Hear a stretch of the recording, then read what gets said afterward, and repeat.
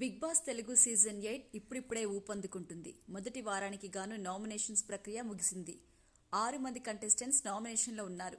విష్ణుప్రియ, బెజవాడ బేబక్క, శేఖర్ భాష, నాగమణికంఠ, పృథ్వీరాజ్, సోనియా ఆకుల నామినేట్ అయిన కంటెస్టెంట్స్.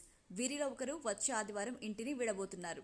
ఇక విష్ణుప్రియ టాప్ సెలబ్రిటీ కాబట్టి ఆమె ఎలిమినేట్ అయ్యే ఛాన్స్ లేదు. స్టార్ మా ఛానల్ సీరియల్ బ్యాచ్ పృథ్వీరాజ్ సైతం కొన్ని వారాల హామీతోనే హౌస్లో అడుగుపెట్టి ఉంటాడు. కాబట్టి పృథ్వీరాజ్ ఫస్ట్ వీక్ ఎలిమినేట్ కాకపోవచ్చు. శేఖర్ భాషకు సైతం బుల్లితెర ప్రేక్షకుల్లో కొంత ఫేమ్ కూడా ఉంది. ఇకపోతే సోనియా ఆకుల, నాగమణికంఠ, బేబక్క డేంజర్ జోన్లో ఉన్నారు. బేబక్క ఎలిమినేట్ అయ్యే అవకాశం ఉందన్న వాదన కూడా గట్టిగా వినిపిస్తుంది. బేబక్క వయసులో పెద్దవారు, ఆమె గట్టిగా మాట్లాడడం లేదు. అలాగే వయసు పైబడిన లేడీ కంటెస్టెంట్స్కి పెద్దగా మైలేజ్ ఉండదు. వీలైనంత త్వరగా పంపించేస్తారు. గతంలో పలువురు లేడీ కంటెస్టెంట్స్ విషయంలో కూడా ఇదే రుజువైంది. అయితే సోషల్ మీడియాలో బేబక్కకి సపోర్ట్ బాగుంది.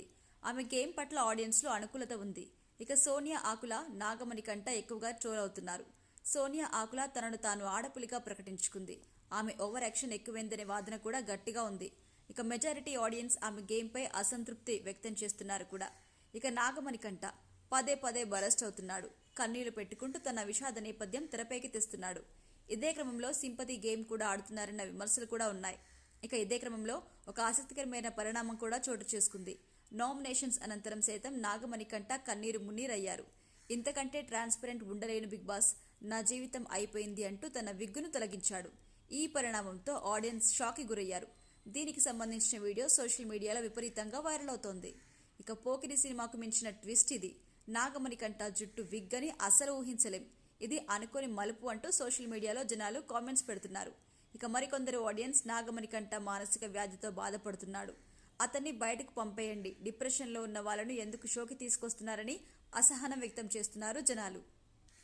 ఇక నామినేషన్స్లో నాగమణికంఠ తన వ్యక్తిగత విషయాలు పంచుకున్నాడు. ఎమోషనల్ అయ్యారు. నా బాల్యంలోనే కన్న తండ్రి మరణించాడు. తల్లి మరొక వ్యక్తిని వివాహం చేసుకుంది. సవితి తండ్రి వల్ల ఎన్నో కష్టాలు పడ్డాను, అవమానాలు ఎదుర్కొన్నాను. కొన్నాళ్లకు తల్లి కూడా మరణించింది. తల్లి శవాన్ని దహనం చేయడానికి కట్టెలు కొనే స్తోమత కూడా లేక డబ్బుల కోసం అడుక్కున్నాను అంటూ నాగమణికంఠ కన్నీరు పెట్టుకున్నారు. నాగమణికంఠ మాటలకు తోటి కంటెస్టెంట్స్ సైతం ఎమోషనల్ అయ్యారు. నాగమణికంఠ కామెంట్స్పై ఆయన స్టెప్ సిస్టర్ స్పందించారు. ఆమె సోషల్ మీడియాలో ఒక లేఖ కూడా విడుదల చేసింది.